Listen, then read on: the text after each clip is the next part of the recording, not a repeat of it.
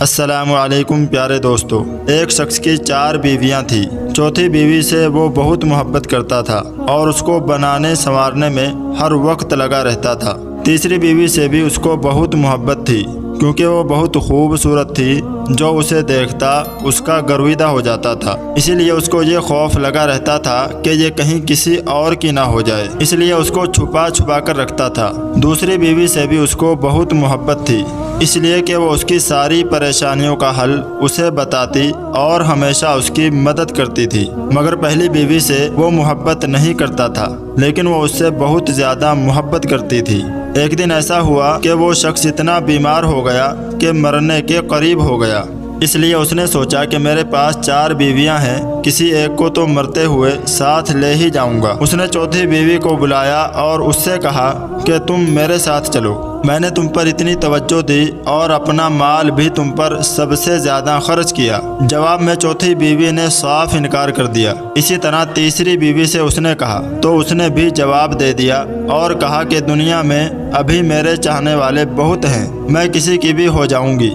اس کے بعد اس نے دوسری بیوی سے کہا تو وہ کہنے لگی کہ میں صرف قبر تک تو ساتھ آ جاؤں گی، مگر اس سے آگے میں نہیں آ سکتی۔ اب یہ شخص بڑا پریشان ہوا کہ اچانک پیچھے سے آواز آئی کہ میں تمہارے ساتھ قبر تک چلوں گی، اگرچہ تم نے کبھی بھی میری طرف توجہ نہ کی۔ جب اس نے پیچھے مڑ کر دیکھا تو اس کی پہلی بیوی تھی، جو عدم توجہی اور غذا کی کمی کی وجہ سے بالکل کمزور ہو چکی تھی، جس کی وجہ سے قبر میں اس کے کسی کام کی نہ تھی۔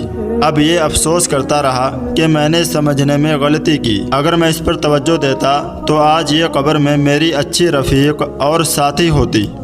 پیارے دوستو، یہ ایک کہانی ہی نہیں بلکہ ہم سب کے لیے ایک سبق ہے۔ چوتھی بیوی سے مراد ہمارے اعضاء تھے، جن کو بنانے سنوارنے میں ہم ہر وقت لگے رہتے ہیں، مگر مرتے ہی یہ ہمارا ساتھ چھوڑ دیتے ہیں۔ تیسری بیوی سے مراد ہمارا مال و منال، دولت، جائیداد وغیرہ ہے کہ ساری زندگی لوگوں سے چھپا چھپا کر رکھا، مگر مرنے کے بعد یہ دوسروں کے ہو جاتے ہیں۔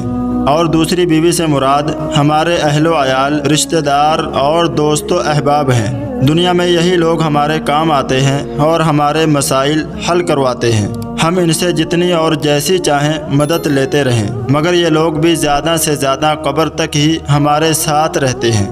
پہلی بیوی سے مراد ہمارے اعمال ہیں، جو قبر کے اندر تک ہی نہیں بلکہ آخرت تک ہمارے ساتھ جائیں گے، لیکن ہم نے ان کی طرف توجہ نہ دی اور قبر کے حقیقی دوست اور رفیق سے محروم ہو گئے۔